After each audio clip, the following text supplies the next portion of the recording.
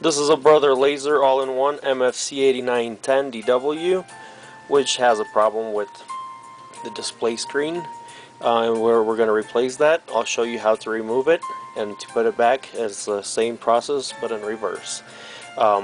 Any printer of the one that you see similar to 8910 is going to have the exact same process.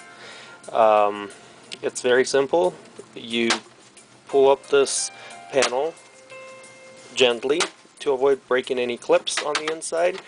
This top panel is not held by any screws, and to remove the screen there's 3 screws, one here, here, and on this side, and we're going to remove those.